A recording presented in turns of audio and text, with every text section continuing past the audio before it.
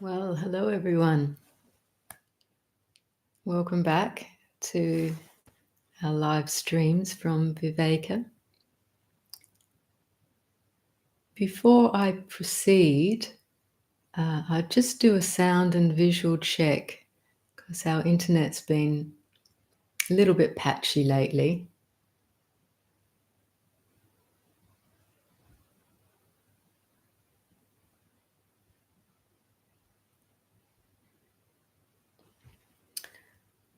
So, can you see and hear me okay? I think there might be a bit of a delay. Great. Wonderful. Well, good to see quite a few people coming for this session. A lot of familiar, I guess I can say faces, name tags. I hope you're all well and that 2025 has certainly gotten off to an interesting start wherever you are in the world, I'm sure. But I'm glad to be here with you. Okay, so I'll just wait a couple minutes for people to connect in. As usual, dropping in from different parts of the world, a lot of different parts of the States and Europe. It's not always a great time for the Asian continent at this time.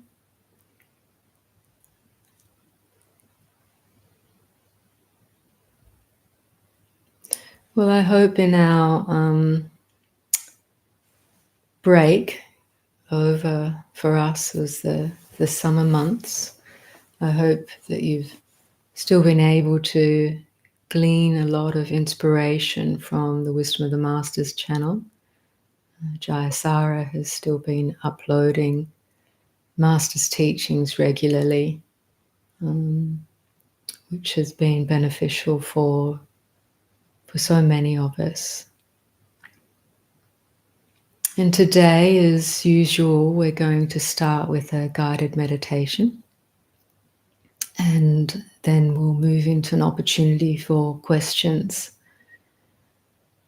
And if you haven't been to this live stream before, just to mention that we will, as we start the guided meditation, we'll close the chat box so everyone can just focus on the practice and the guidance.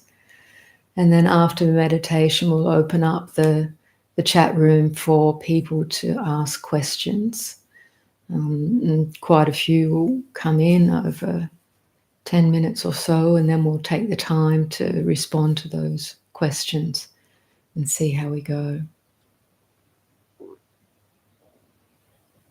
Lovely to see people still dropping in. That's fantastic.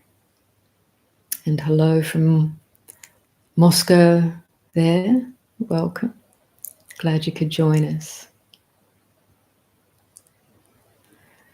Okay, so let's make a start.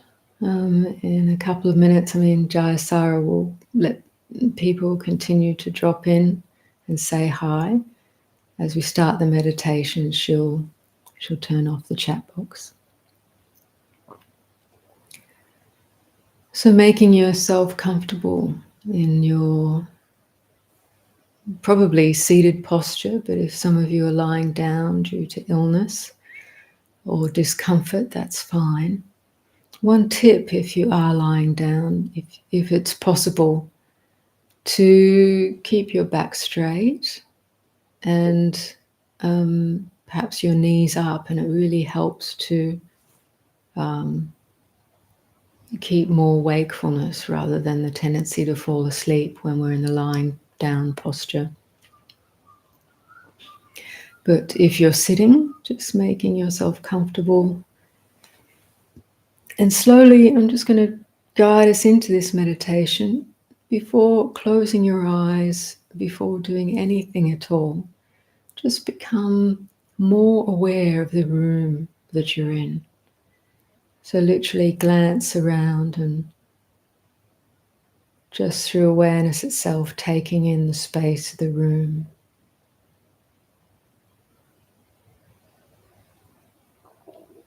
Seeing the objects, the different bits of furniture in the room, but also look at the space between the objects.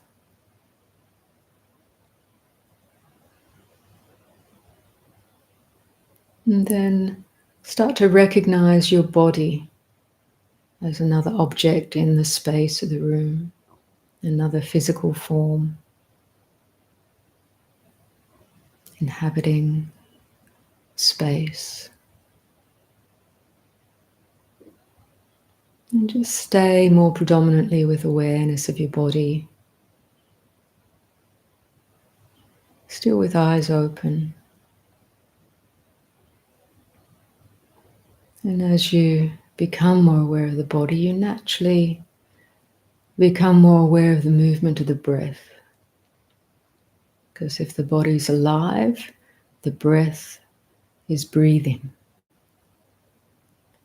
It moves in and out of the body, all by itself.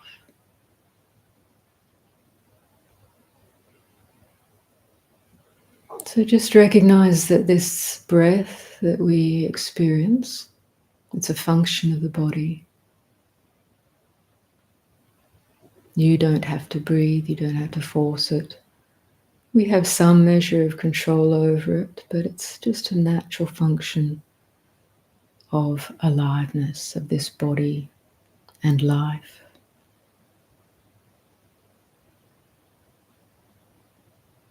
So with awareness, we can just observe, recognize it and know it.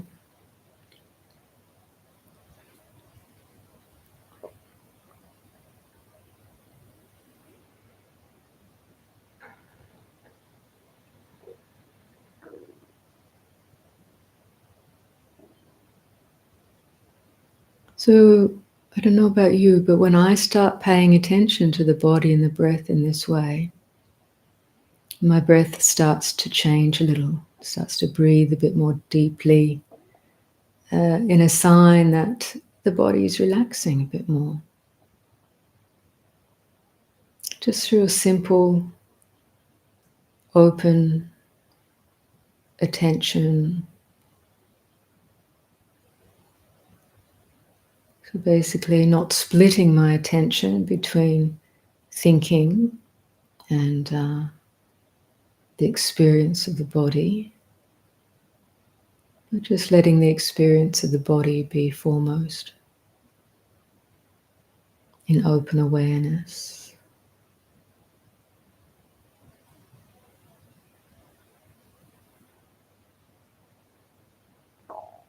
And recognizing the movement of the breath like a gentle tide of the water, of the ocean, as it laps onto the sand. It just comes and goes. There's a natural rhythm to this force of nature.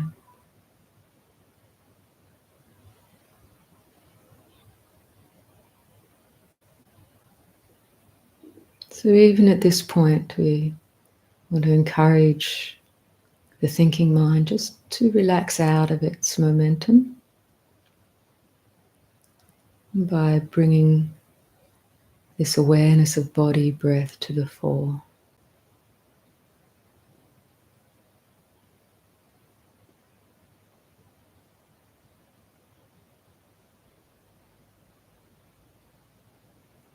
And now, if you're comfortable, you can allow your eyes to close if that's your preference, or you can continue in the meditation with eyes open, but a soft focus, either relaxed to the floor or straight ahead if you have an empty space ahead of you.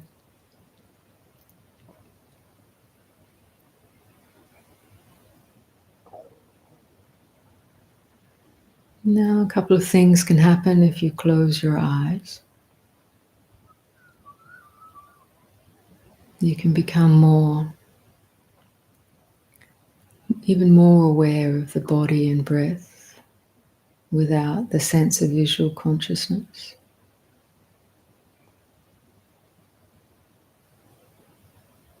more aware of internal spaciousness of mind.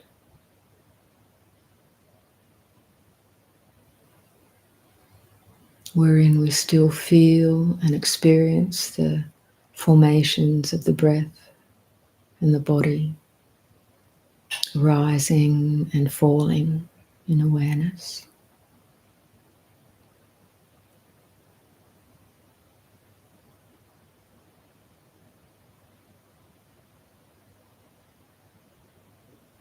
And we can also sometimes be more overwhelmed with thinking when we close our eyes. So if that's the case, just start to recognize your thought as another kind of formation. And this is a mental formation. We call the breath and sensations of the body more physical formation. Let thoughts and perceptions, see if you can just see them as a mental formation, a blip in the space of conscious awareness, rather than following the narrative, although we will get caught up from time to time. Just notice a blip of perception or thinking as it arises and ceases in the space of awareness.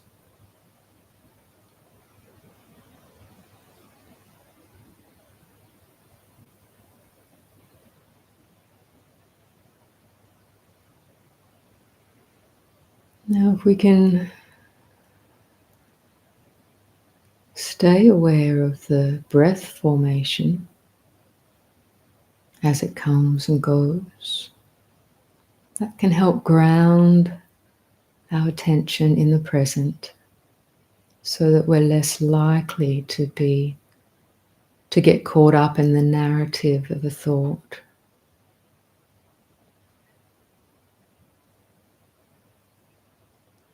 But this isn't to suppress thinking. Just let thoughts arise if they do, but practice to let go. To see them as a blip in the night sky of awareness itself.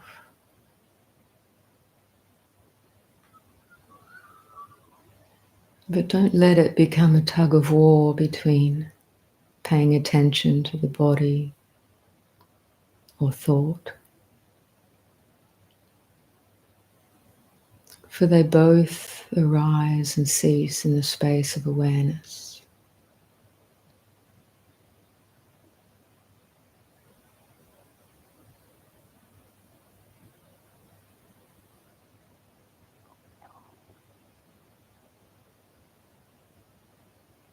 So our practice is to gradually allow ourselves to relax into this observing within the space of awareness,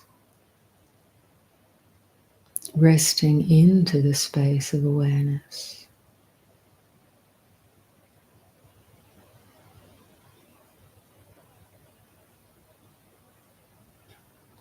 Letting be with things as they arise and things as they disappear.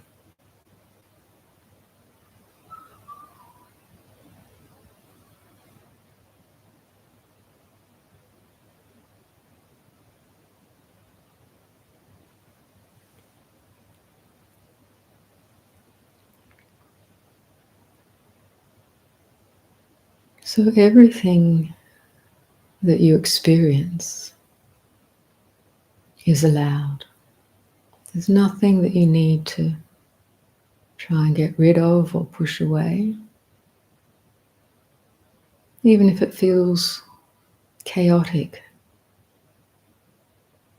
like an asteroid storm, just notice that feeling, that perception, And notice the breath as you feel it coming and going.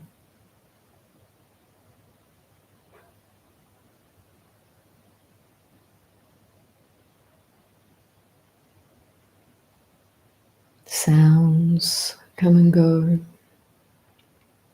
Thoughts come and go. Images, perceptions, memories come and go. Different sensations come and go.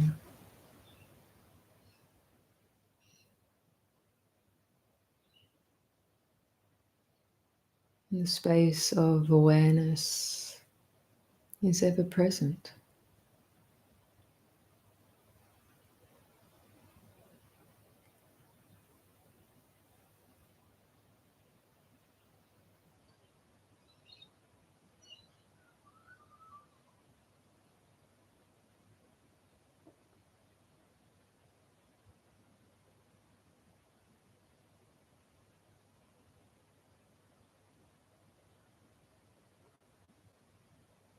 As you settle more into the meditation, you might notice where there's any habitual tension being held in the body.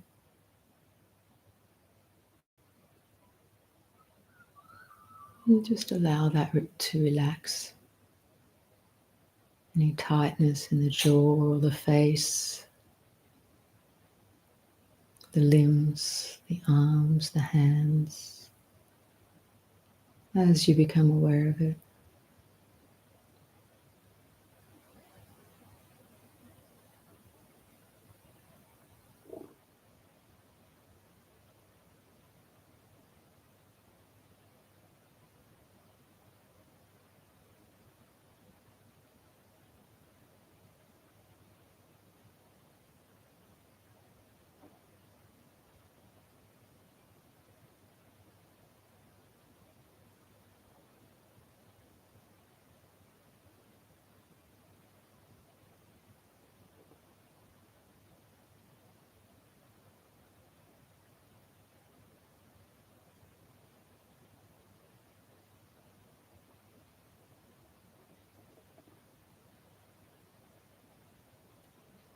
As we let things settle, allow things to settle, it's still helpful to use the central feeling of the breath coming and going through the body, to use it as a support for stabilizing the mind in the present, for allowing our attention to decouple from the run of thoughts and concepts, and to decouple from identification with the body, with the mind itself. You can just let it use this connection with the breath coming and going, the feeling sensation of the breath arising and falling in the body. It's intermittent, the sensations, but it provides a support while the mind settles. It's an intermediate support. And eventually, once much of the disturbance has cleared, attention will no longer need that support. We'll be able to rest into the space of awareness itself. But this can be a very natural process, so just let it happen in its own time.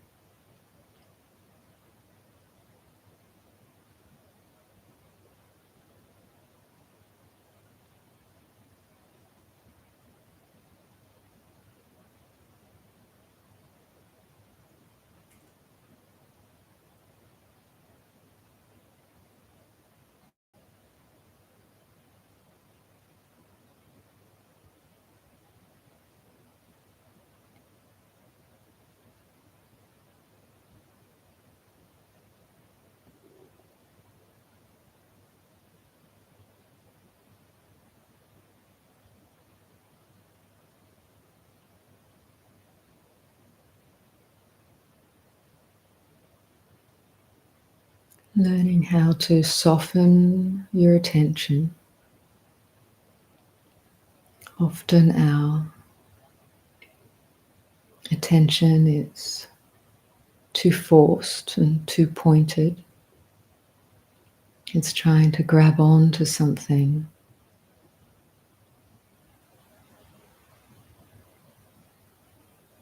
See if you can just allow it to soften. And it's a bit of an attitude of trust, like learning how to swim when you can no longer stand on the floor of the ocean or the pool. At some point, you have to learn how to float or tread water. And at first, it can feel a bit uncertain. It's a bit like that as you relax your attention and trust that actually the essence of knowing is ever present all by itself.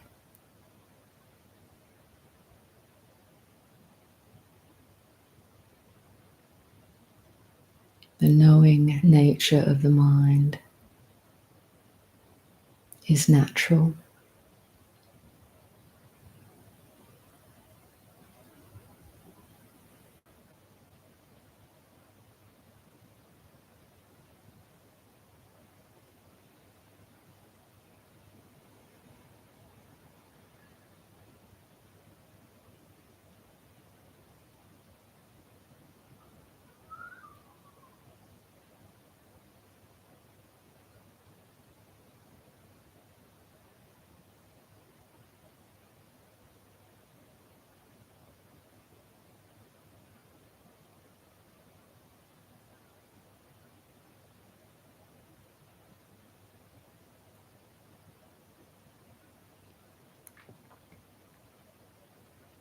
So as you learn how to trust in that inherent natural knowing nature of the mind, you can see how that relaxes the whole body-mind experience even more.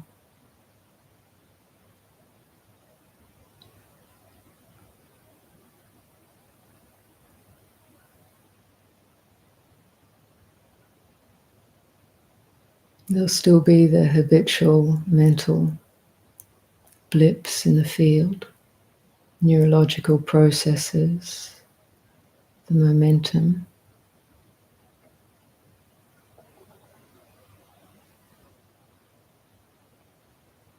But we don't have to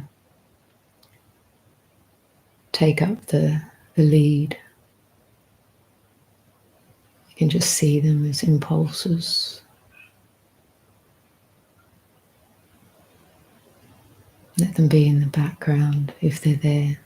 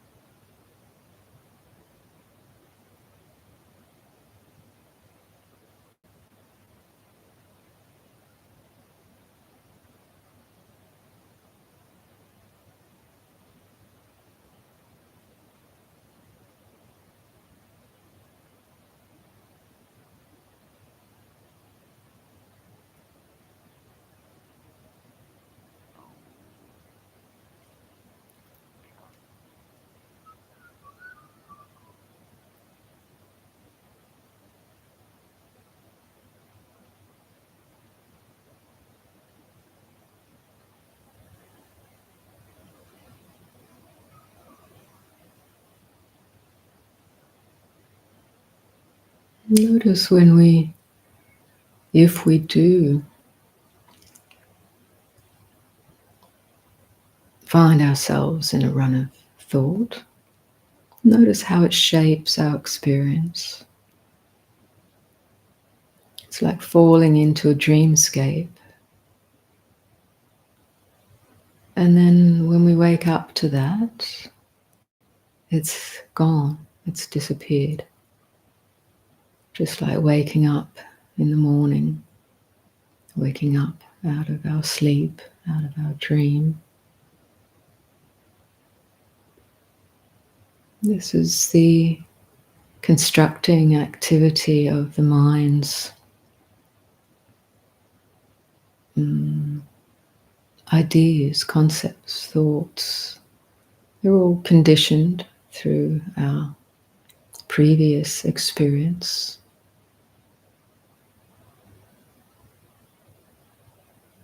So we don't have to make value judgments about it, we just see how it functions.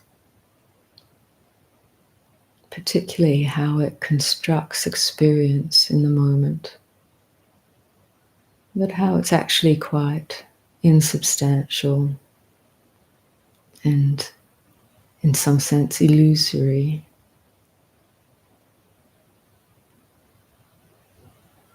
Not really existing, not really there.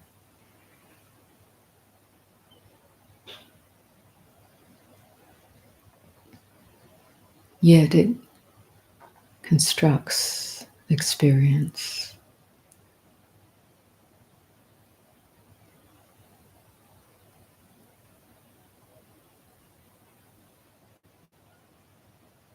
But when we see it for what it is, it's nowhere to be found.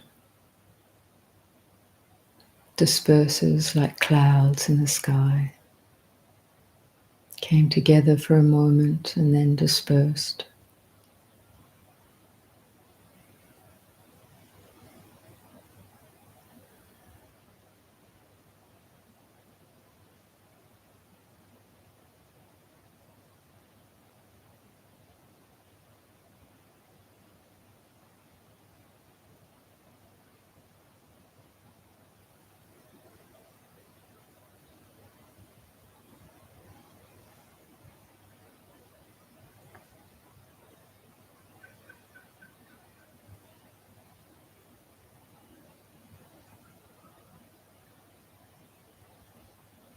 So we're starting to notice all the different elements of experience. What we call the body in terms of physical sensation. What we call the mind in terms of thought, memory, sense consciousness or sense contact. And different feelings of pleasant or unpleasant or neutral that arise with the different sense contact.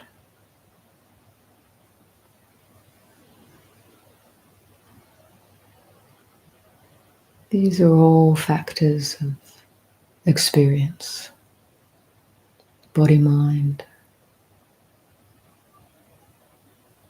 and they're all conditioned. They're all a flow of conditioned phenomena arising and ceasing in a stream.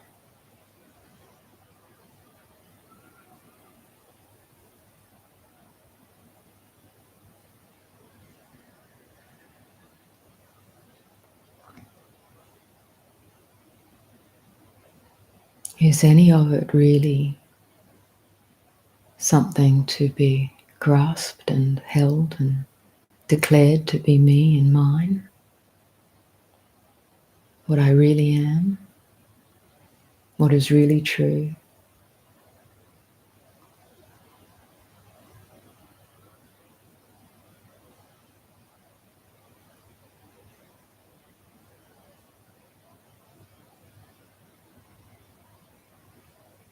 This is an inquiry.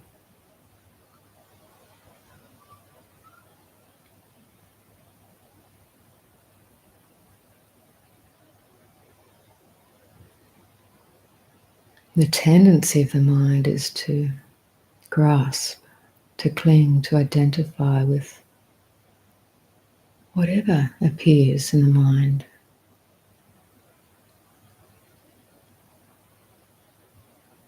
Including perceptions of body.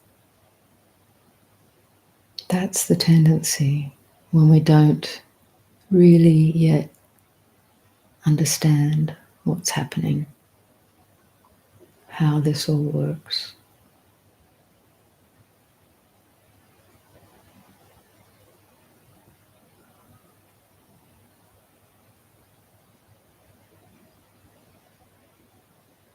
But the Buddha actually said these things are not who and what you are. They're just impermanent conditions, ephemeral, changing conditions of body, mind. This is what we need to see for ourselves.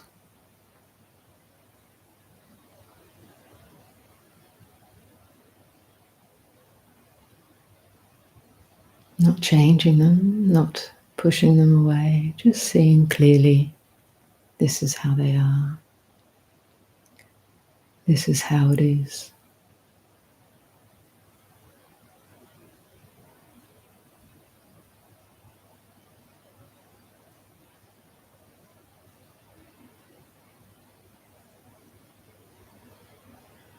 And there is also this inherent, natural, knowing nature, akin to this open, spacious, ever-present awareness.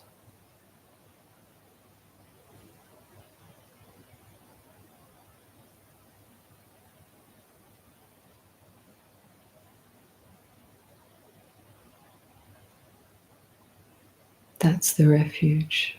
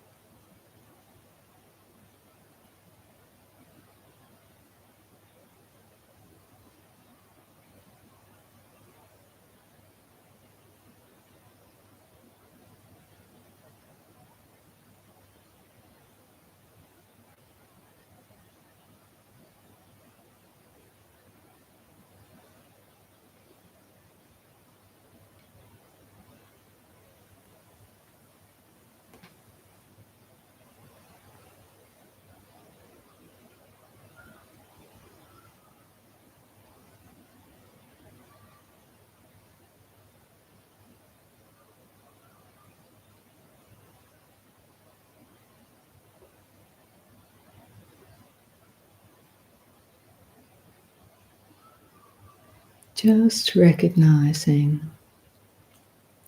this ever-present awareness is the essence of the practice.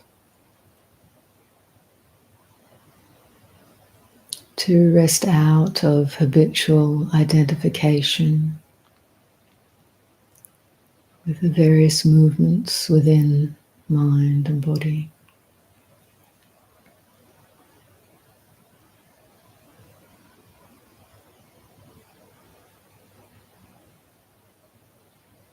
Not something that can be forced at all.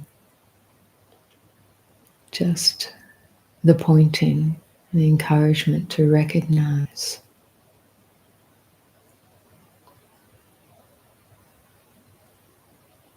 To learn to trust in this awareness.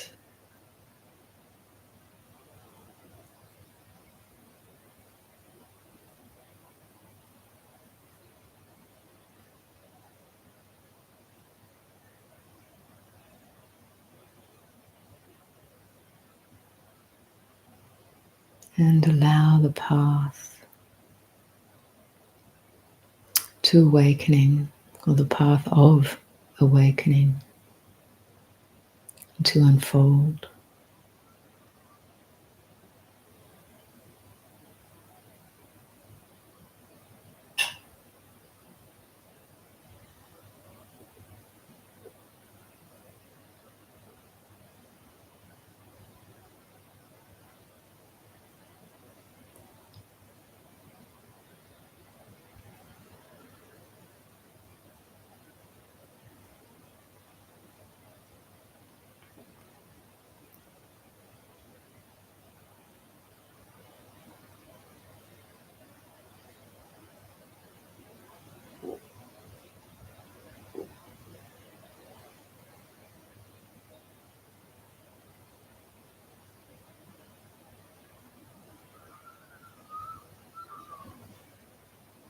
So in your own time, we'll bring this meditation to a close.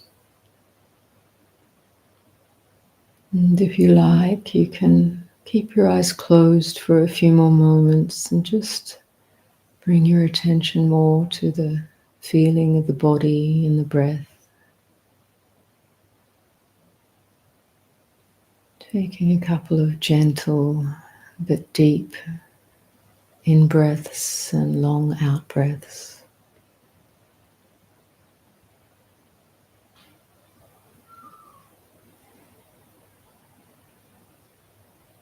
And in your own time, coming back into the shared space of this live stream and the opportunity to ask some questions and discuss some Dharma, whether it's questions arising about your meditation experience or about the Buddha Dharma in general. Please feel free to ask.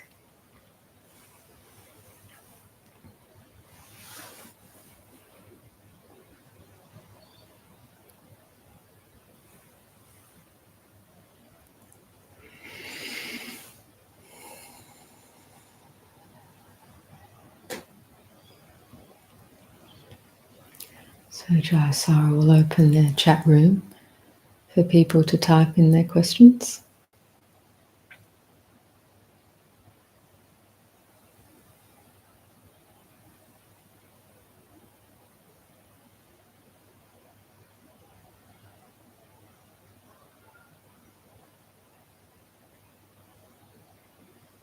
And just notice in the interim, just notice how you feel as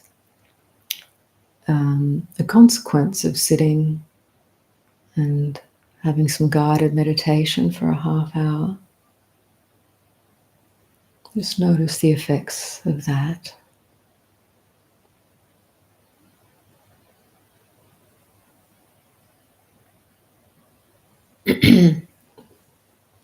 Someone asked, do you have any spiritual advice to hold on to in these turbulent times? Yes. Well, even just those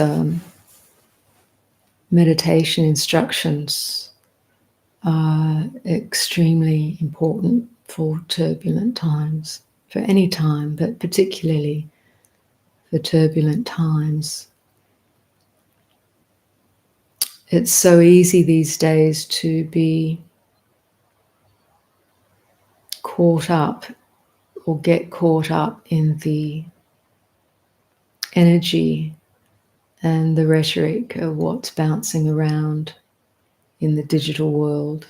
I mean, this is how we get our news these days, for the most part, and which can be a bit overwhelming depending on your online habits and what you're tuning into. So be aware that, more than any other time, this digital stream of information has a very powerful effect on our brains. Not just on the brain, obviously, but subsequently on our ways of thinking and our emotions. Everything is affecting us. So we need to be really aware of how we're affected by incoming information, experience, and tone. I mean, I do try to keep up a little bit with what's going on in the world, geopolitically, etc., because it's quite important to know what's happening. But, one thing I notice is the tone of,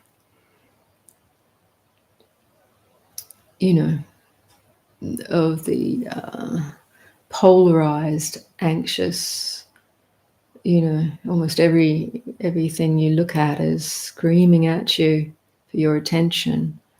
And the tone of the voice is really quite anxiety producing if you're not aware of it.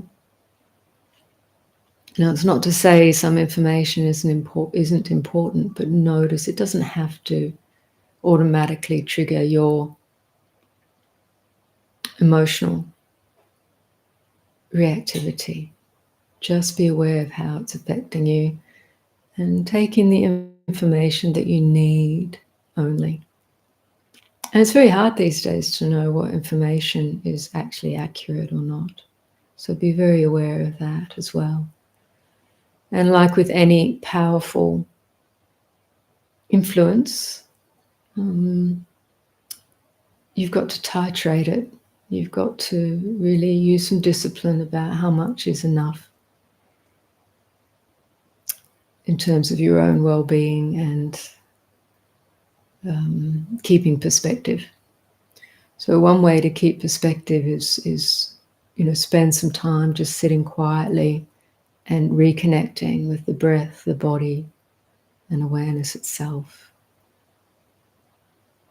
which actually is a more real reality than what's being streamed through the various digital devices and news channels where we connect with. There's many ways you can debate that, but just as I said, how do you feel at the end of this 30 minutes of sitting? Hopefully you feel more connected and well, a sense of being grounded in present time reality rather than spinning around with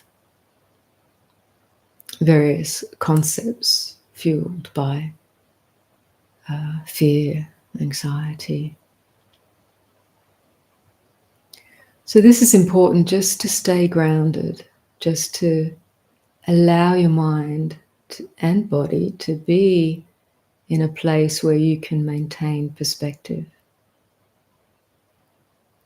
That's not to say what's happening in the world isn't real, but as we consume what's going on, it's a bit like needing to be careful about what you eat. Be aware of what's wholesome and not wholesome, how it affects your own body, mind, and keep perspective. Some more advice I'm sure will come out through this stream, but I'll leave that there for now as a lot of different questions have come in.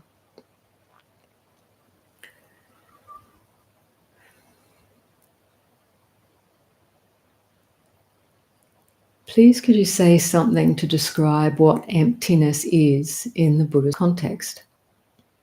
Yeah, so emptiness is a translation of the word sunya in Pali, or sunyata.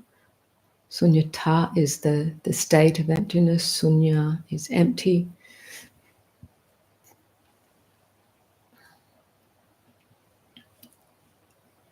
What we mean by empty. So one of the early teachings of the Buddha around the characteristics of phenomena, as I described in the meditation, we can experience this different phenomena of body and mind as it arises and ceases. And I said within that meditation that our tendency, our habitual tendency of mind, the conditioned tendency of mind, is to grasp and identify with those experiences, very fleeting experiences, as real, as solid, as definitely me and mine, and as true, because we experience them. But what we don't see clearly is how fleeting these impressions are. They are literally just very fleeting impressions, and they are conditioned in that there's been a lot of things that have brought about their arising in the moment. Even though they're momentary, a lot of things have brought them about. So the Buddha said one of these characteristics to notice about phenomena like this, which is everything we experience, mental, physical phenomena, is that it's fleeting, it's impermanent. And as a further analysis of that, he said it's empty of self-nature. When something arises and ceases, when we see that it ceases, it's not there anymore, and we go to look for it's past, that perception's past, that sensation has passed, that moment of sense impression has passed. It's literally not there anymore, it's gone. That's what the Buddha means by insubstantial, no self-existing nature that keeps it constant. It's empty of constancy, empty of a real self, whether you think it's a me and a mine or something that exists permanently in an other state. It's empty. Now, it's not empty of that momentary experience. That's still acknowledging that that impression arose, but it has no lasting existence. It's just, it came into being because of certain conditions and passed away. Momentary, insubstantial, empty of self-nature. Once something is empty of a self-nature, it's not a me or mine, and it's not self-existing on its own side. It came into being through other conditions that are also arising and ceasing. So this is the notion of emptiness.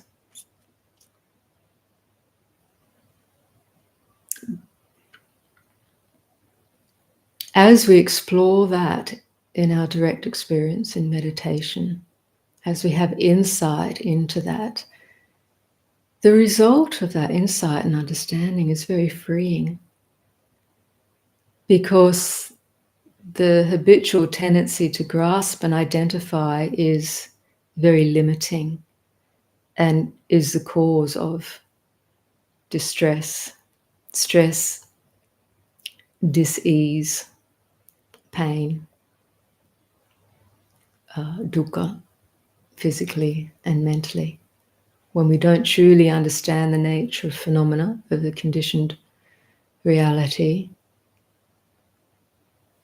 it becomes a cause of suffering, of stress, across the whole spectrum from discomfort to despair. When we see and truly understand the nature of phenomena in that way, there's an experience of freedom from that.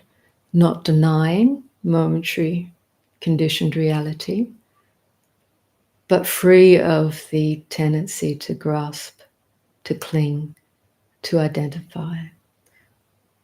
So where our previous experience may have been a feeling of being victimized by reality, stuck, delimited, there's this experience of opening, of illimitableness, of freedom, of not being that.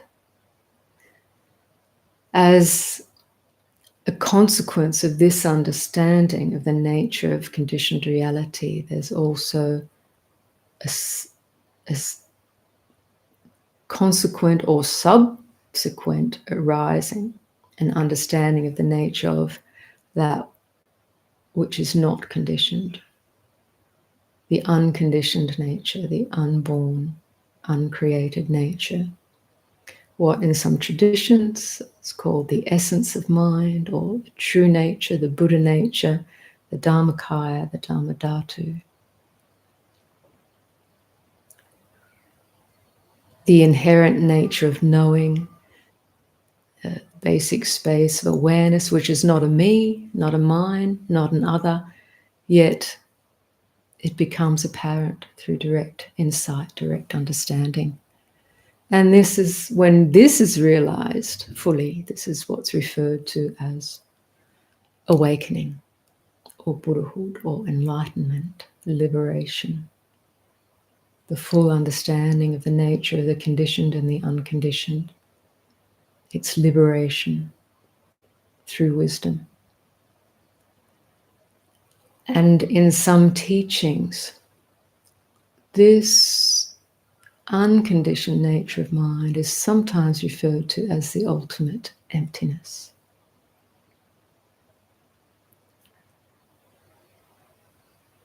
And this emptiness, this is where it gets a little bit odd in language to describe, but it's because it's beyond definition, it can only be experienced and understood through that direct insight.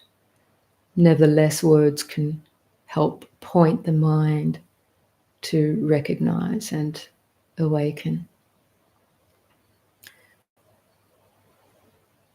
One teaching that both Jara, Sarah, and I have just been working on from Master Hui Nang, he talks about the emptiness of, or the non-emptiness of emptiness in this regard. So the ultimate emptiness is not an object and cannot be labeled even as emptiness. Therefore, it is neither emptiness nor not emptiness. So this is where it gets a little bit hard to hold on to with concepts. But I think you get my drift. Emptiness is a tricky word, translation for the Western mind. But it's better than void. Sometimes it gets called void in certain translations, which to me sounds more like a negation, a vacuity, and leans more to the sense of annihilation. Yeah, so I hope that helps. Let's move on. I've been wondering about our authentic self. In meditation, when I look for the self, it's not there, but I'm having an experience and some things I feel are right for me or not for me. Mm-hmm. And your truth is different from my truth. So my truth doesn't seem like the right term if it's subjective and different for everyone. So is there an authentic self? Hopefully that makes sense. Well, first we have to recognize that these are words, authentic self. Or you could, in terms of the Buddhist teaching and what I just described as empty of self-nature, phenomena is empty of self-nature, we could equally say an authentic non-self. And in Buddhist terms, you could find a place where these statements are equal, because they're just words pointing to a particular experience. Often the rhetoric within the Mahayana teachings will at times, and particularly, yes, in the Advaita teachings, use this term self. There's the illusory self, which is akin to the egoic mind that imagines that all of these experiences are a solid me or mine. And then there's the real self, or the absolute self, which in Advaita terms is the recognition actually of the unconditioned nature of reality, or in Mahayana terms, the Buddha nature, the essence of mind, the unchanging, unconditioned reality. So if you want to call this true self, it has been done so. In the early Buddhist teachings in the Pali tradition, the Buddha didn't use the term true self to point to the unconditioned, because he saw more the problem was the tendency to identify with changing phenomena. And so he wanted to direct people's attention to realize that this field of changing phenomena, whether we call it body or mind, as you directly experience it and observe it, has no real self, because it's changing. Anything that's changing is conditioned and phenomenal. And yet there is that which knows that, and the unconditioned realization is the realization of the unchanging, the unconditioned, the uncreated. So the Buddha just called it that, Nibbana. This realization is Nibbana. It brings in great bliss, great happiness, joy, liberation, freedom.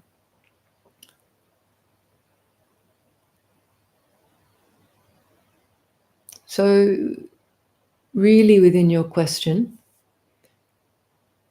we have to first distinguish how do we use words and how do these words describe our experience. Your truth, there can be your truth or my truth. These can be about conditions, particular conditioned situation. Obviously, if I have to make a decision, a particular decision in my life with the conditions I have in that particular moment, then what I decide ultimately, I tune into myself, what feels right for me in this moment. This is a conditioned package in some sense. I can tune into my intuition, the wisdom mind, the empty mind, just to get a sense of what feels more true amidst the competing conditioned ideas. Maybe there's fear and desire. You've got to let all of that settle to find out what feels more true, more right. For some people, they can think it through conceptually and arrive at a point. For other people, they need to just rest and get a sense intuitively. Ultimately, what's right and true in this regard, it's conditional. It's right and true maybe in one moment of time, in another moment in time with a different set of conditions, you may make different choices. So right and true within a different set of conditions may be quite different to this other set. So right and true can be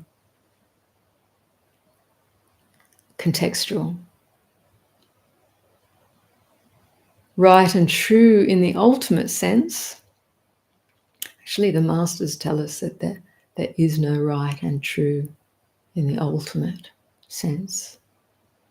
There is reality to be known, to be understood, to be seen, but any value judgments is usually conceptual overlays. This is the ultimate realization. It doesn't mean one doesn't act, behave with compassion and integrity and wisdom in the world, because really the world is a contextual, conditioned reality, and ultimately speaking, wise, compassionate behavior is the best way to go. So in that contextual sense, we can say that's right and true. Sorry, it seems the questions and answers today, they're a little bit,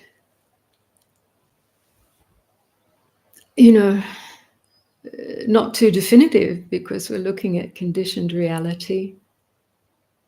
But I'm hoping you're getting my drift. Okay, now, can you explain the painting behind me? Why do I choose to put it there? This is white Tara, Tanka, from the Tibetan tradition. The Tanka is a painted piece of sacred art developed in the Tibetan tradition. White Tara represents compassion. And it's a very beautiful image. I can't show you the details, but everything within these Tanka paintings and deity, images of deities within the Tibetan tradition are highly symbolic. Everything within that painting has a symbolic meaning with regards, mostly with regards to the purification of mind in spiritual practice. So white Tara is the symbol or the representation of compassion. and the white being a more passive. Green Tara is active compassion. So perhaps the deity of certain Buddhist activists, a reminder, a powerful reminder that compassionate activity has a great power to it. And white Tara, from my understanding, is more the passive, so the archetypal compassion, which is a natural response of the heart. It flows naturally, whether at rest or in action.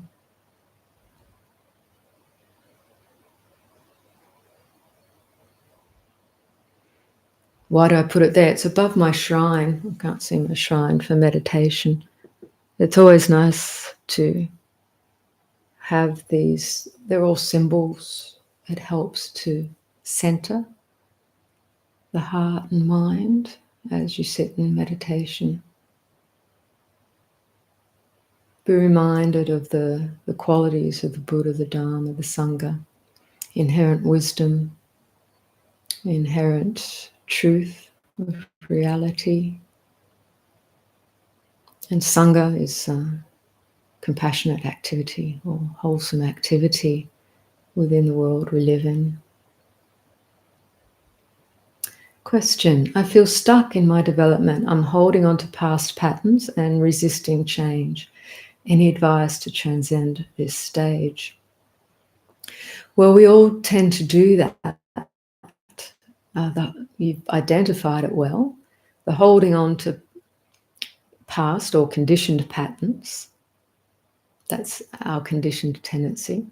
And our conditioned tendency to resist change, because that's our conditioned pattern to try to control, to bring a sense of security into what feels inherently insecure. You know, we've learnt from young, being born as very vulnerable creatures, we've gradually learnt how to influence and control our environment to enough of a degree that we can feel some sense of security. And this is learned in various ways as we grow up. But ultimately, that kind of control doesn't bring us security. It can sometimes keep us in a state of insecurity. So the Buddha's teaching, as I've been talking about through the meditation guidance and now, is to recognize that actually the changing phenomenal world is natural. Birth and death is the nature of conditioned phenomena of this body, of this mind, in terms of its mental activity. It's inherently changing. The fact that it's always changing, it's inherently impermanent. That can give rise to a sense of insecurity. The emotional tone of impermanence, changing things, is often insecurity. But that's kind of learned. So the more we recognize that things are changing and that is their natural state, there is no existence of anything without birth and death and change. This is the natural condition of the phenomenal world.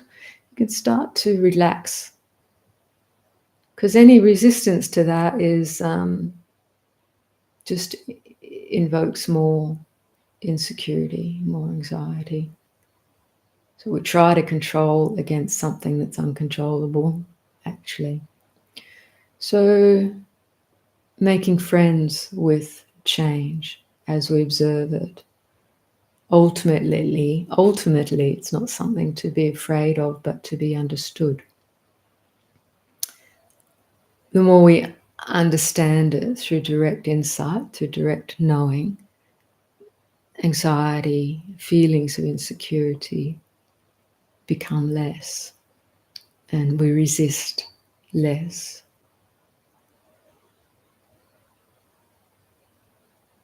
So even as you observe in yourself how the body tenses. This is a manifestation of resistance. And we learn how to, through recognizing that happening in the moment, we learn how to relax it or allow it to relax through seeing it's unnecessary. It's just habitual.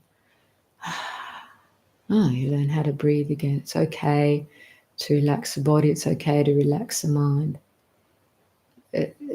Naturally seeing through these conditioned patterns of tension and stress, it becomes easier.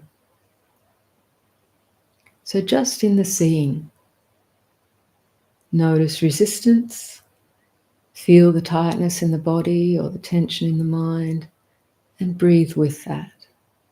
It's okay to feel it. It's okay that it's present because it is what it is. But as you recognize it and breathe with it, it kind of relaxes out by itself. So this is something we have to practice because the habitual state is grasping, holding, trying to control. So to help you do that, if you haven't already, there's some meditations on our website, vivekahermitage.com, under guided meditation tab, under resources and guided meditation. So particularly guidance, there's a series of meditations called compassionate awareness, or developing, forget what it's called now, cultivating awareness and kindness and compassion, I think, on the website. That series of meditations will guide you through this kind of noticing of resistance and letting go. And then in that same page, you find quite a few of Jaisara's meditations, which will also help you work through some of this. So someone asks, can one be free from karma? Yes, so having been born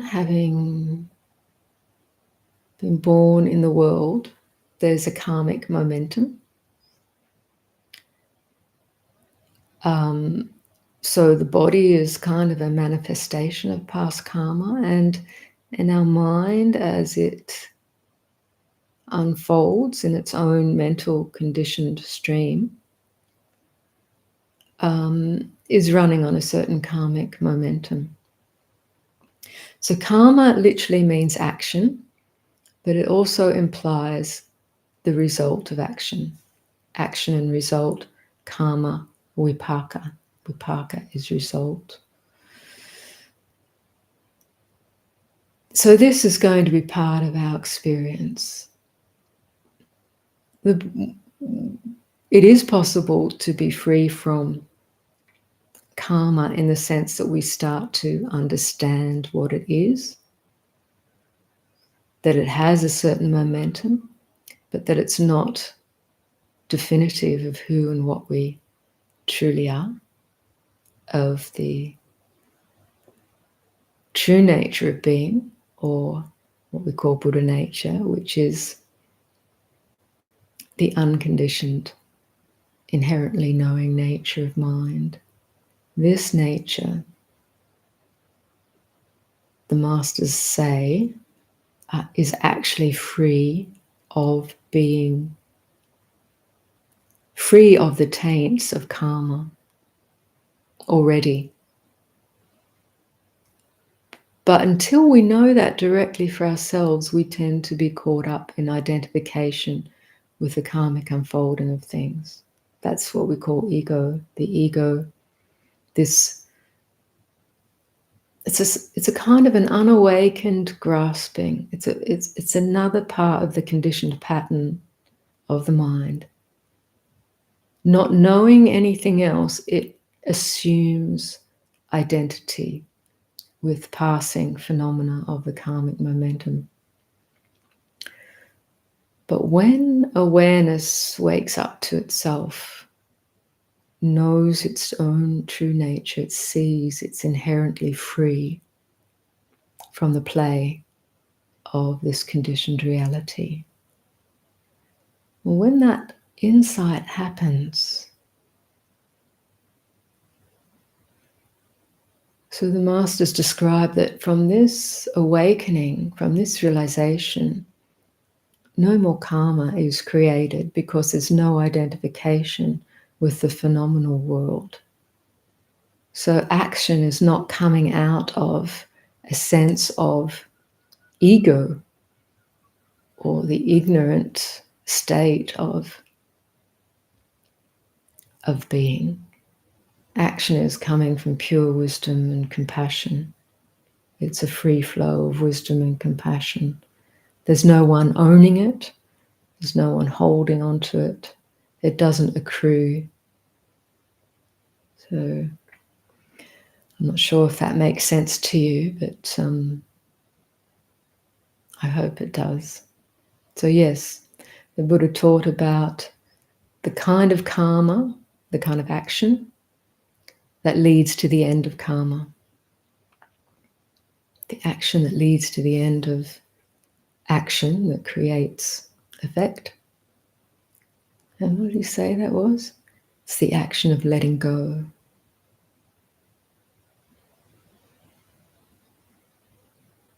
Letting go in the senses of no longer identifying with phenomenal, changing things. Not a rejection, not a denial, just seeing what it is in its own right and recognizing that that which knows is already free of that. That full realization is what makes a difference. So this is why the practice of this kind of contemplation and meditative process is so helpful. Can you discuss the difference between physical patterns and thought patterns, as you commented on in Buddha's teaching and practice? Yes, well, we can discern the mind. Awareness of attention can discern a physical sensation, as in the breath. You feel the breath. In terms of physical sensations, these are all labels, of course, but we feel the sensation of the breath coming in through the nostrils, for example. We feel the sensations of, as the chest expands, we feel the movement of the clothes against the skin, the body being a sensitive organ, the organ of touch. We can feel the touch of the finger against the thumb. If you experiment like this, just put your attention, put your fingers on your thumb and off, and touch, and off, and touch. That momentary impression of touch is a physical sensation. Yeah. What we call a physical sensation. It involves the elements of earth, water, fire, air in a certain play, and it's perceived as physicality. Now, when I say perceived, the perception side of that is mental. So the Buddha broke down the experience of mental physical phenomena into 5 things: physical form, feeling tone, perception, mental formations, and sense consciousness. So the physical form was the 4 elements. So this is what we call what's associated with physical sensation. And the 4 mental aggregates are feeling tone, perception, mental formations such as thoughts, concepts, ideas, sense consciousness, anything that's experienced through seeing, hearing, smelling, tasting, touching, thinking. So there's a crossover here, isn't there? Because we perceive with the mind. So even though we perceive a physical sensation, ultimately it is a mental perception. But at this stage, it's helpful to know what is physical sensation as opposed to a mental sensation would be connected more with the sensations connected with sadness or joy, sensations connected with a particular memory that arises. Now, the sensations connected, it can also be, it can be physical. Sensations connected with a memory. You might feel contraction in the gut, but you also might feel a sense of mental anxiety. And it might trigger more anxious memories or fears for the future. So discerning what's the mental is usually the thoughts, perceptions. Physical, we can connect it with a physical sensation, connected with the body. So that's a difference between physical and what we call thought patterns or mental patterns. But a thought, any mental pattern, because mind-body is ultimately interconnected, will have an effect in the body as well. So it's very helpful. This is why breath meditation and meditation on the body is very helpful, because we get to see the interplay of this mind-body, the interconnection, but we also get to see, distinguish what is a thought as opposed to what is a physical sensation, how they may be connected. But also in meditation, in deeper meditation, we can experience a separation where the mind separates out, where awareness separates out, and there's no longer actually, in those moments, a perception of body. So the body sensations recede completely, and the finer qualities of the mental sensations are what is known. So ultimately, even these mental sensations get boiled down to, in Buddhist rhetoric, as thought construct. Any perception is a momentary thought construct. But anyway, that's just theoretical. What we really want to know and see is just observing how this happens in the body-mind. Next question.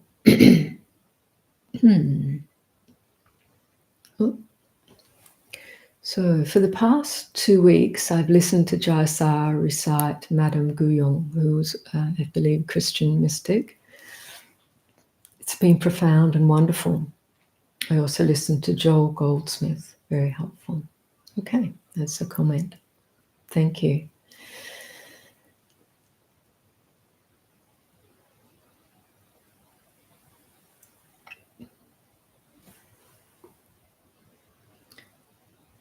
There's a few comments I'm just passing through. So someone said, nice meditation, allowing for approaching non-dependent origination.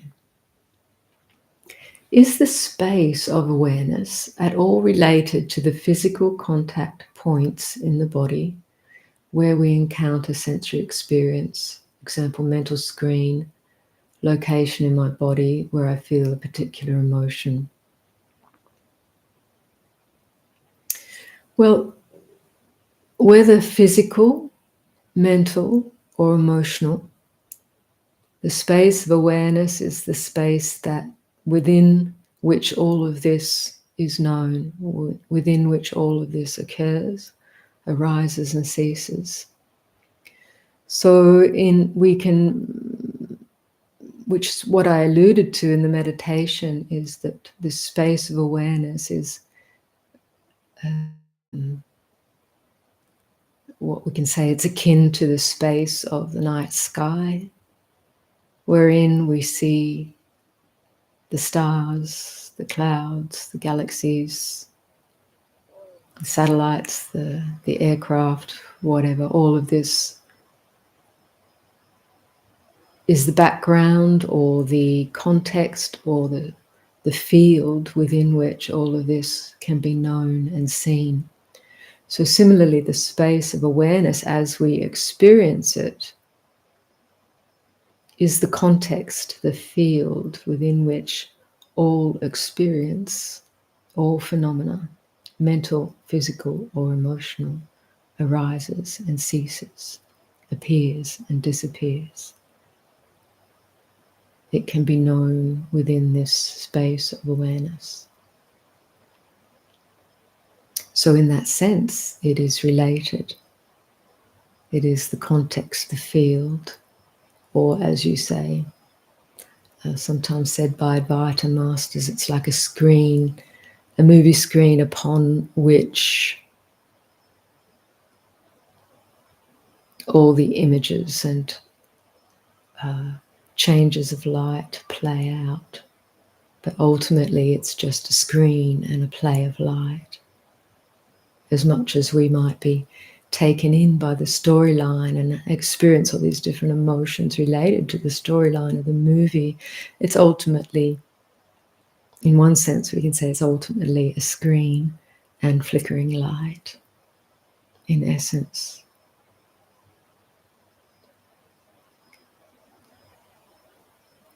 The field of awareness, or the basic space of awareness, in my understanding, or my preferred way of speaking, goes beyond this metaphor of screen. For the screen itself and the play of light on the screen is also phenomena within the field of awareness. And this might be akin to at first recognizing awareness, but it's still subtly contrived. It's not yet the utter, naked, unconditioned awareness. But it becomes an intermediate refuge or resting perspective, gives perspective for the mind to decouple, to detach, to let go of identification with the various phenomena, the flickering lights. And then at some point, the field, the ultimate field of empty awareness becomes apparent. And the masters say here, it has no center or edge, no reference point. So there's no reference point by which you can talk about a me or a mine or another. There is no, it's non-dual, beyond. It's non-conceptual. This can only be experienced, alluded to with words, but words in themselves are limited and defining and create subject-object. The reality goes beyond. And this can only be known directly. If everything is samsara, an illusion, can I peacefully retire from the happenings of the world, or should I fight the rise of fascism around the globe? Well, good question.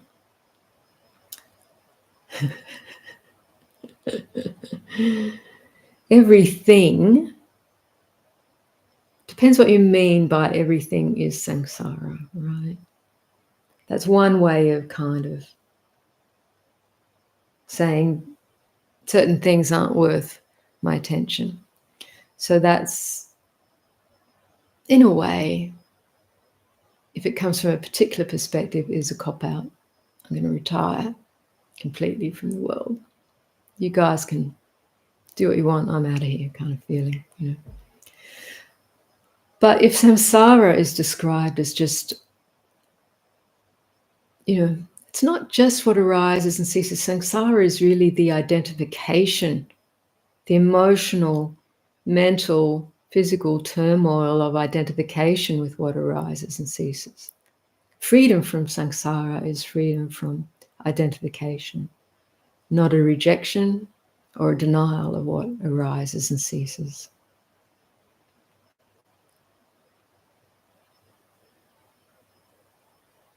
So it's illusory in that the same way if you're in a dreaming state and believe it's really happening in that state. It feels real at the time, but when you wake up and recognize it's a dream, you can see, yeah, it was experienced. The body-mind was actually, had hormonal responses in relation to it all, but it was imagery. And in the awakened state, you recognize it as a dream, a flow of conditioned phenomena affecting body-mind. So in the same way, awakening out of identification with the illusory, potentially illusory phenomena of samsara, it's just seeing it for what it is, which is just that. Now, whether you choose to retire peacefully, if you can, I think retiring peacefully may not be a choice. If you awaken to reality, let's say a peaceful retirement may be upon you, or your awakening to reality might, in your particular karmic situation, might have you very peacefully engage in certain so-called worldly activity out of wisdom and compassion. So one or the other is not, it's not an either or, and we can't second guess it. The main point is to realize that which is beyond samsaric identification, so that whatever actions are to happen in your life come from this wisdom and compassion. Now, it's not as if we stop still until that moment happens. We have a life. Every day we're making choices. So our practice is to do the best we can with the conditions we're in, but we practice to gain perspective, to know what is wise action, what is foolish action, to plumb the depths of our heart for what we call compassion and let it guide you in every action, not just on the world stage, so-called geopolitical craziness.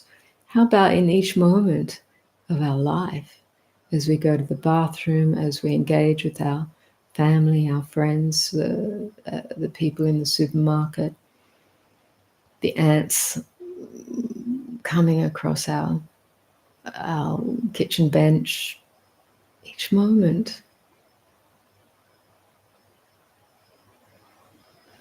Don't believe in also, I tell myself, don't believe in the ultimate reality of what comes through your screen in terms of the views of political players. It's their view in that moment in time, and it may have some serious consequences. But we can see things playing out without necessarily believing in them 100%. It's just people's views playing out. It doesn't mean we don't intervene if we can to bring more wisdom and compassion. But this is the individual's choice. As perhaps the earlier questioner, what's true and right for me in any given moment may be different for someone else. Of course it is. This is our own reckoning as not only as earthly beings, as spiritual beings.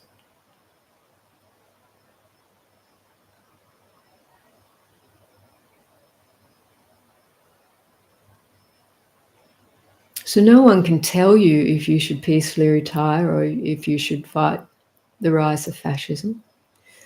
But they're not two different things either.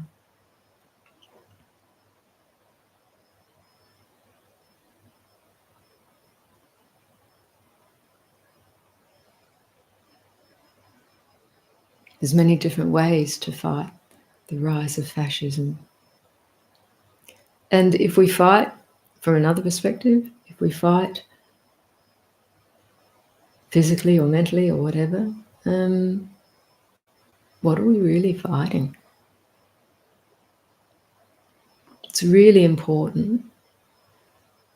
I mean, what I'm recognizing or think I'm feeling is that at least the way it appears as things come through our screen, it can feel like a lot of the world has totally lost any bearing on moral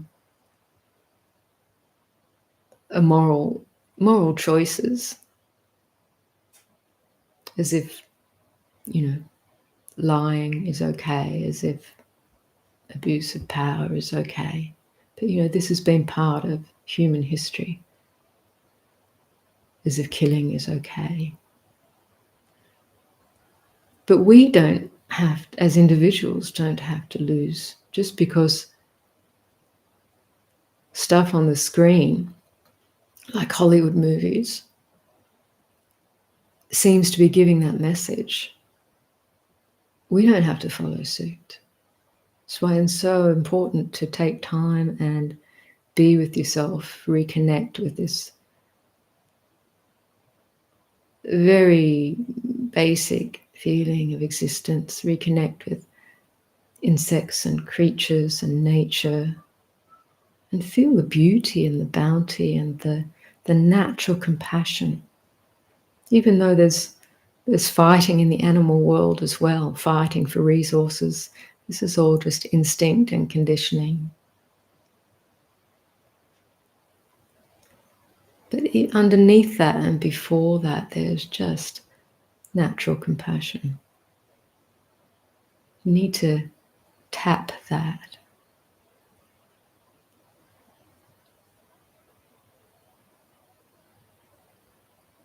And if you can, that is a powerful force in the world. Whether you're alone on a hill or in the middle of Times Square. Trust that.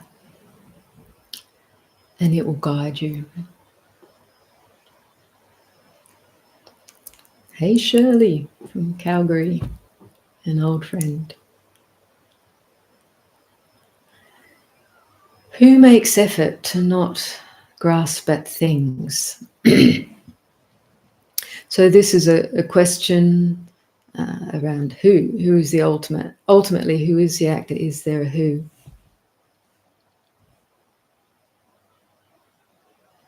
Ultimately, we're not really...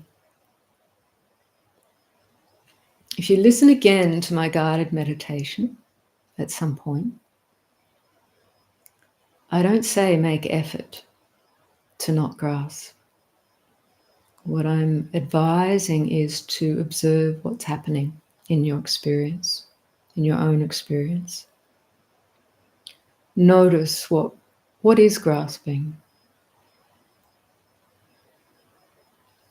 This is just a word that describes something in our experience. It describes a moment of stress, a moment of contraction. This is to be observed. And as we observe this habitual contraction, whether it's physical or mental, contraction, just a simple muscular contraction in the limb, pure habit, in an effort to kind of control or armor something we learn very young.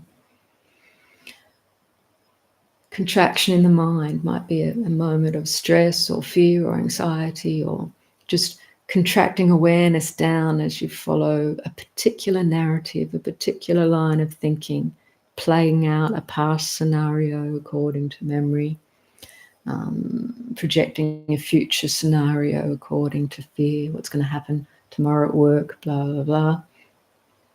Just notice contraction in the mind and body as it happens. Is there anyone doing it?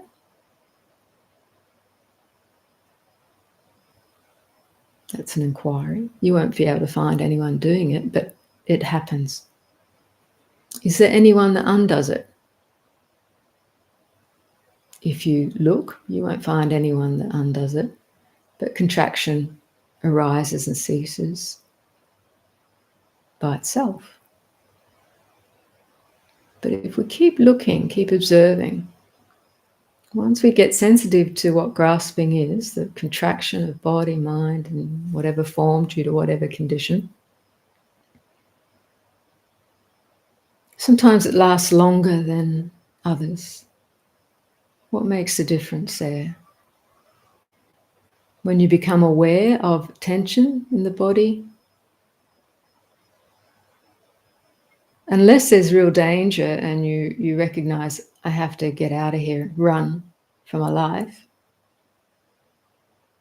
So when we pay attention to that habitual contraction, the mind discerns, is there danger here or not? Do I need to run or not? Just very, very quickly. If there's no danger, we're sitting happily in our room, meditating. Oh, it's just a habit. So what happens with that observance can relax. Why does it relax? Because it's seen clearly as a habitual, unconscious response, reaction. When it's seen clearly, relaxes. Is there anyone making effort? This is the right view in meditation. We should not make effort to push or pull, to do something or not do something. Initially, there's this very gentle direction of attention to your meditation object, breath, body. That is a direction of intention by will. The factor of the mind is will, intention. Learning that we have this power is very helpful.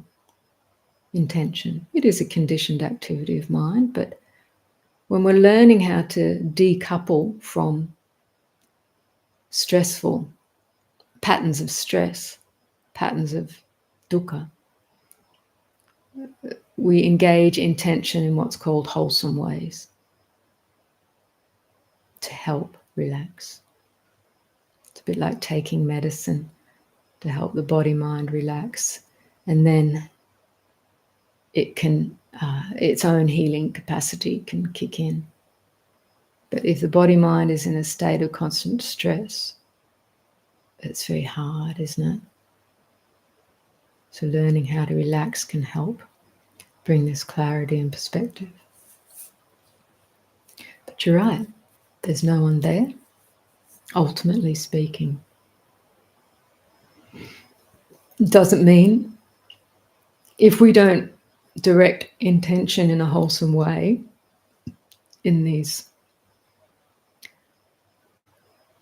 ways of practice initially, and it's very gentle, it's very just momentary, and we recognize that. And then after a while, that gets relaxed because it's no longer needed, because the mind is naturally happy and settled.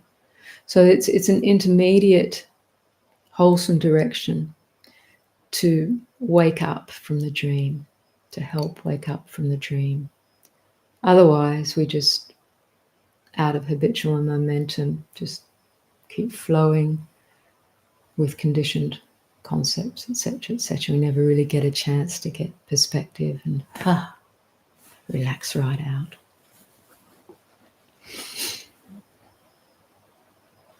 So, someone says, bodhisattvas counter ignorance, fear, and aggression, which fascism falls under, with the power of love, understanding, and compassion. Good point.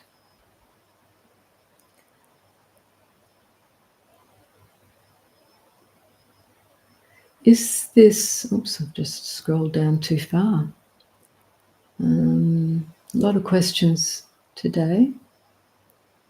Is this tumultuous political moment you suggest, in this tumultuous political moment, you suggest we might try to see the humanity in violent people or focus more on the reality of violence?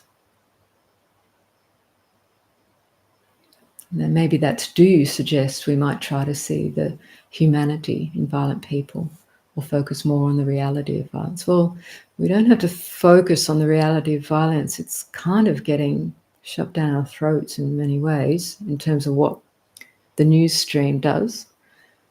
So definitely focus on the humanity even within the violence that plays out. Everyone's acting from different worldviews. The Buddha actually said that attachment to views, clinging to views, is the cause of all conflict. Whether you think you're right or wrong, everyone thinks they're right, don't they? Whether they're acting violently or not. But don't lose your perspective. Fighting violence with violence has never worked.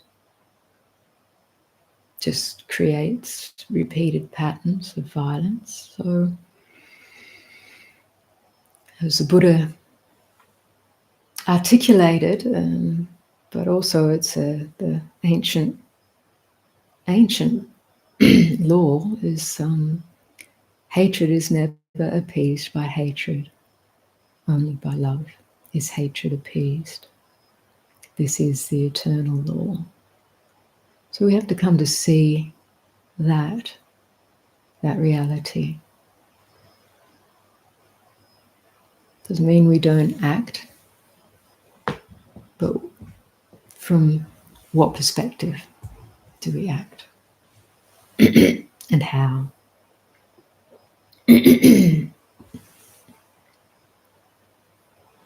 Do our actions and our behavior influence our opportunity for spiritual development? Yes, I think they do in a relative sense, because the more we incline to wholesome, compassionate action and behavior, the more we dwell in that field.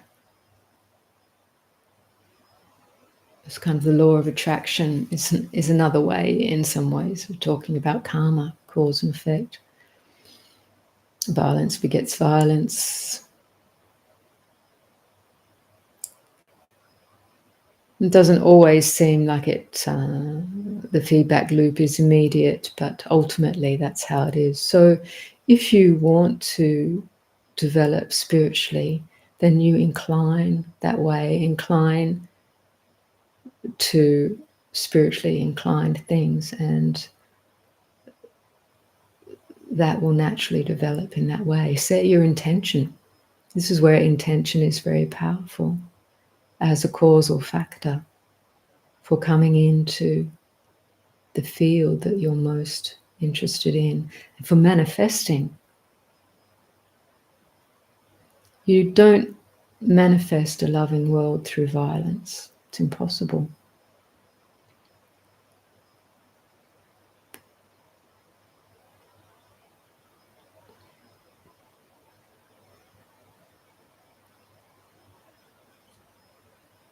I'm resting peacefully in the middle more, but either side of that is a cycle of clinging and aversion to the world. Maintaining upekkha, which is equanimity and stillness in the fullness of life, is hard. Any thoughts on this? It can feel hard in the beginning, I think. The more you understand what equanimity is, again, a bit related to the earlier thing, it's not really something you do or have to force yourself to maintain, because that can be a way of rejecting certain things and just holding on to something. Real equanimity is a great openness of mind that has a really strong ballast wrought from understanding.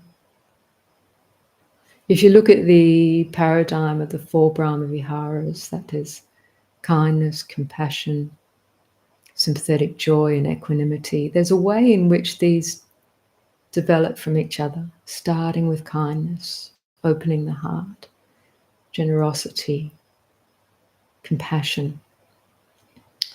Sympathetic joy is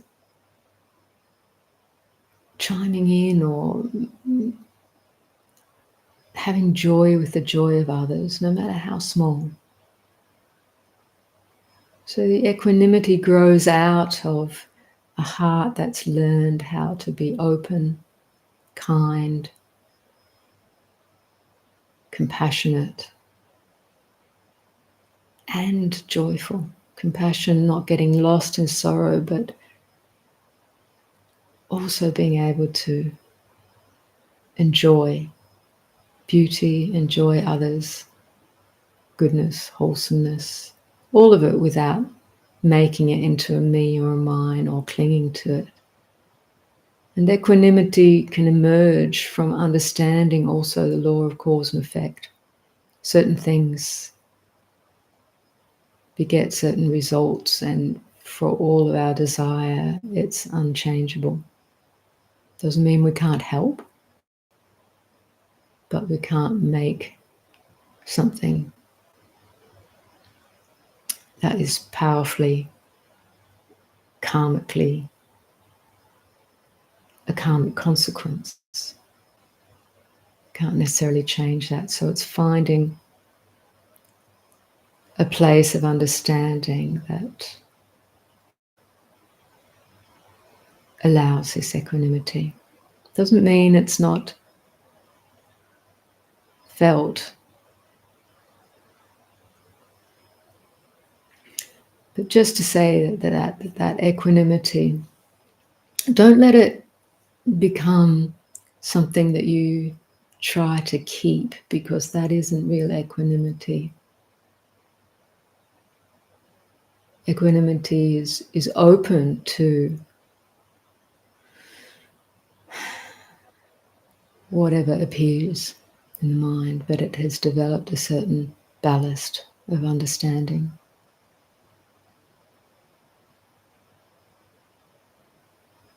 So you can breathe with the ups and downs of the world, the ups and downs of life.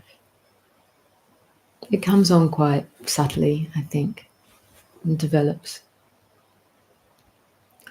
What makes something permanent?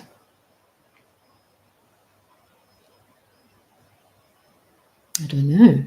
Is there anything permanent? That's an inquiry. Is there anything permanent that you can say this is permanent? Usually we can't find anything that's permanent, anything, because thingness, as a definition of coming into being, existing for a time, standing out as a thing, as an object, is conditioned. It's created. It will pass away. It will change. But perhaps you're trying to get to the recognition that the unconditioned is unchanging. That's because it was never born, it never died. It's just the essential nature of reality. These are the words and labels pinned to it, but each of those words and labels arise and cease and have limited meaning and stand out as objects, so they're phenomenal. The words can only point to a reality that can be known directly for yourself. Beyond that, it's concepts.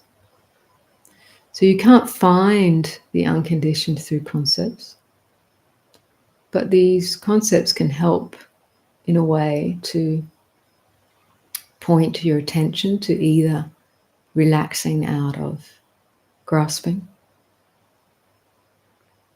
or trusting in not knowing.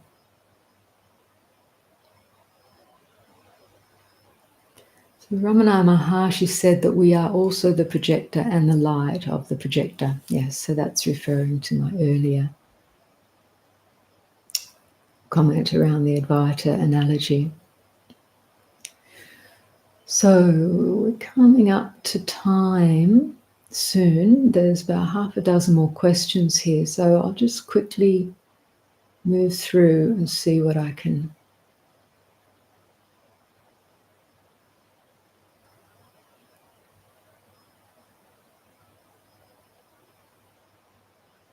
I'm just looking for some questions, so I'll pass over the comments.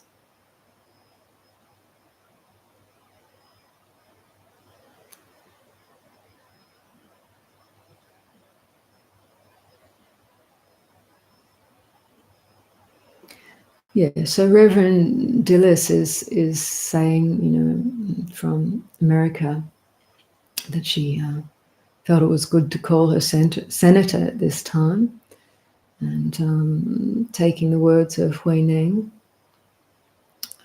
trying to be a master of change. So in her situation, she feels she can influence for the good, so she's acting on that as a compassionate response, as a wise response. To cease from doing evil and do only good, which is quoting the Buddha, to cease from doing evil, to do only good, and to purify the mind. This is the teaching of all the Buddhas. And as she said, sometimes this means we need to speak out against corrupt powers. Absolutely true.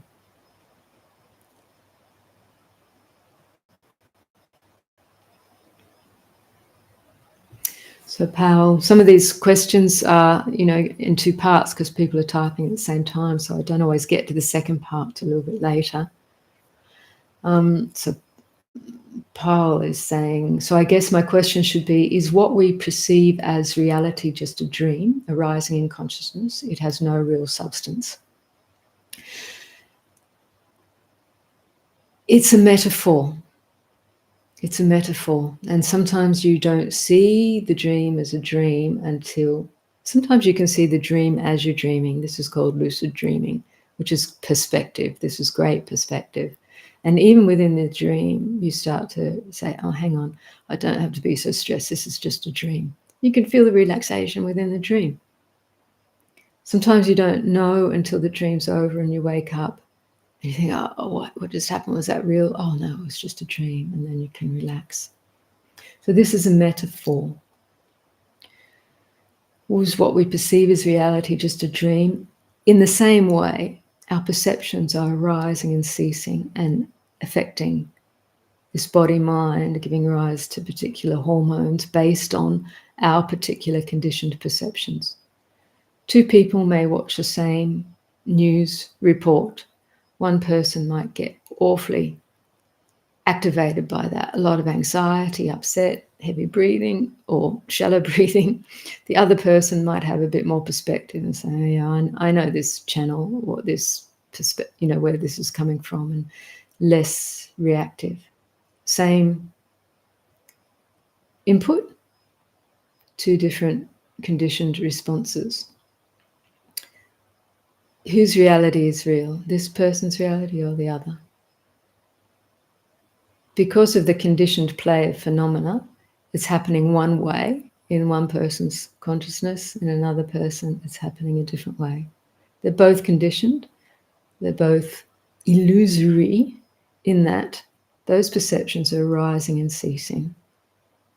What you make of the arising, ceasing perceptions depends on your insight, depends on your perspective, depends on your understanding, depends on your particular conditioned situation as well. But understanding, insight, and perspective can change your experience in a moment. Just like that waking up in a dream and recognizing it's a dream. You haven't really awoken, but there's a lucidity there that recognizes this is a dreamscape. So I'm not equating the same, but it's a metaphor. And this, you need to look into that. Don't accept my statements. You need to look into the way your own perceptions and concepts influence and construct your reality in this moment. And the degree to which you are invested, identified with that or not, very much affects the way you experience subsequent moments. Explore that.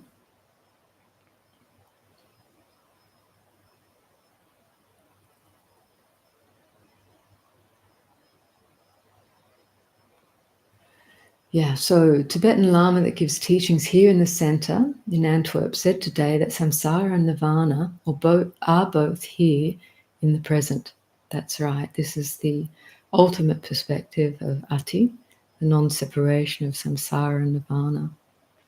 The ultimate perspective, and it is not understood until it's realized. Nevertheless, it's articulated in such a way, is that the essence of what we call samsara is the same as what we call nirvana, the essence of empty awareness at its essence. To be realized, not to be grasped as a concept.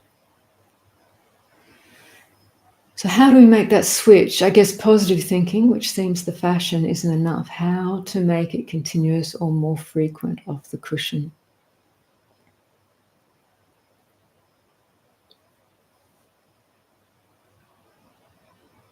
Well, there is only ever now. There is only ever now.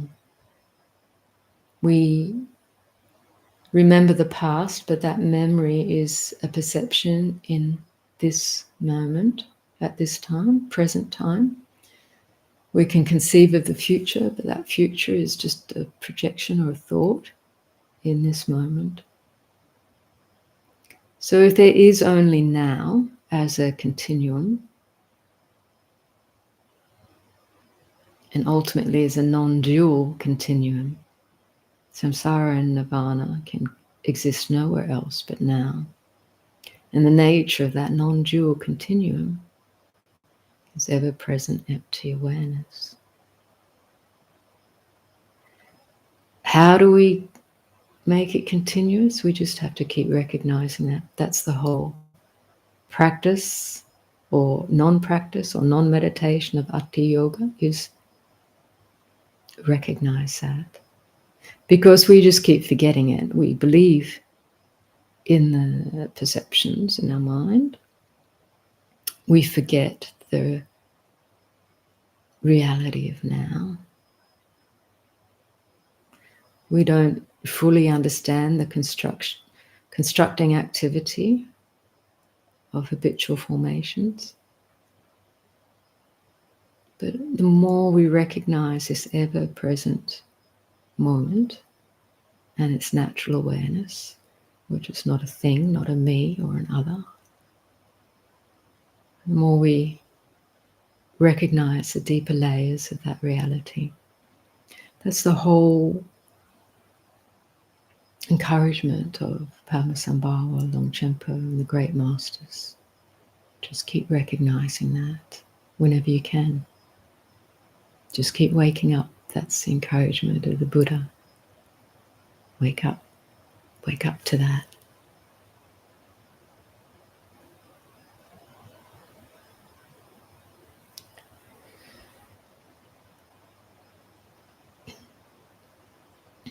So, yep, that's the same encouragement about the question on the teaching of Naguma.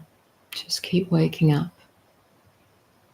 Doesn't have to be difficult. We conceive it as difficult.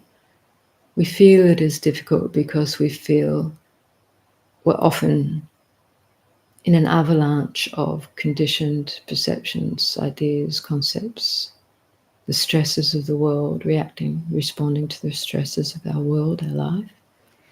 But we can wake up every moment, just not through trying to push that away or trying to think it in a different way. Just recognizing that in itself is a momentary impression, being in an avalanche. What does that feel like? As soon as we wake up to that, it's a feeling, it's an impression, it's a perception.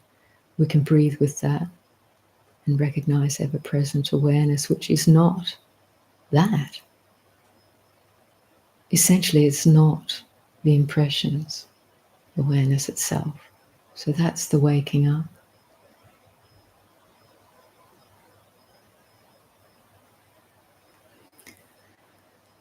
So, last almost, no, let's see.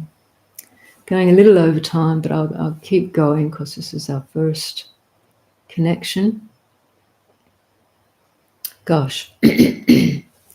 Regardless of political opinions, it's imperative to remain unattached to political ideologies, which can lead to cognitive biases, moral blindness, and identity fusion, which can compromise objectivity, skewed judgment, lead to poor treatment of others, and cause erosion of personal and spiritual ethics, and polarization in collaboration with the world around us.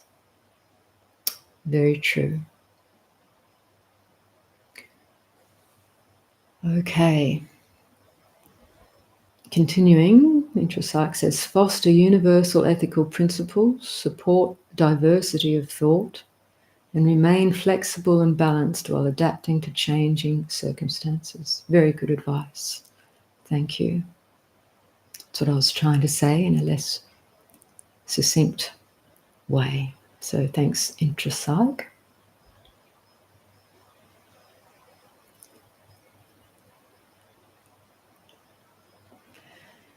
Okay. Can you make guided meditation for 1 or more hours? There's some long meditations on the website if you go and find them. And you can just, if they're only half hour, play them for half hour, then sit for another half hour yourself, following the same instructions.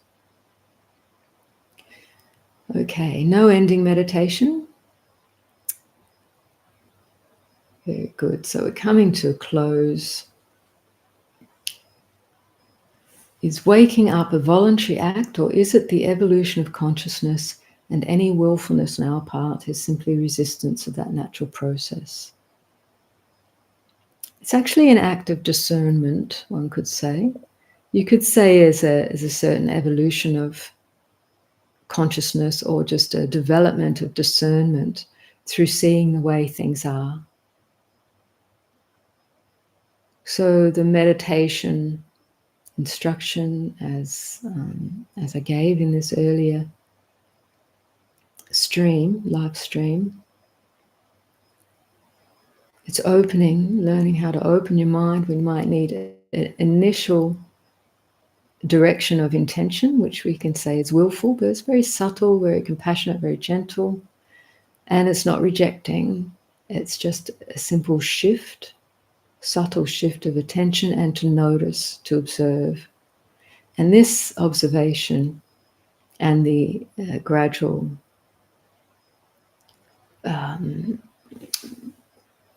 subsequent calmness and clarity, which are natural to the mind, can emerge once the noise settles down a little. Just the clear seeing, the natural clear seeing, is the evolution or the development of wisdom. And that wisdom itself releases the mind from confusion, from ignorance, from delusion, which is the opposite of wisdom. So in that way, we can say waking up is natural, but it's, in some way, it's been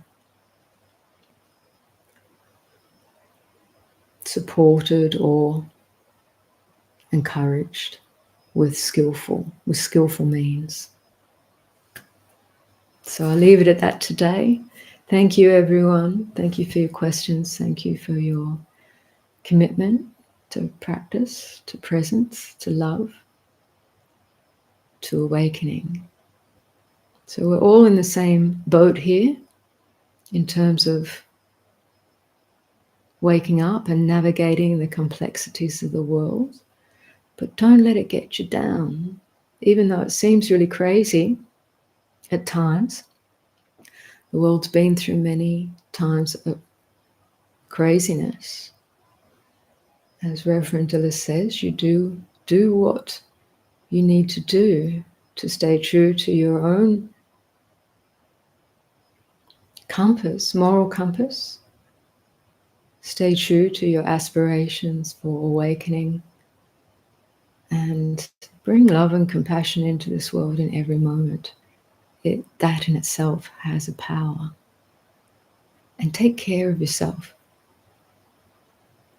in the best way you can, and others. So our next live stream, and Vajrasara and myself will be away for a few weeks, so our next live stream won't be till the end of April. We'll post that in the next week so you can know the time and the date. Same time, one Sunday, probably, not sure if it's the third or fourth Sunday of, did I say April? I meant March. Yeah, it'll be the third or fourth Sunday of March. And then after that, we'll get back into more of a rhythm. So I hope today was helpful for everyone. Take good care. And may you be blessed by all the benevolent forces in the universe. Bye for now.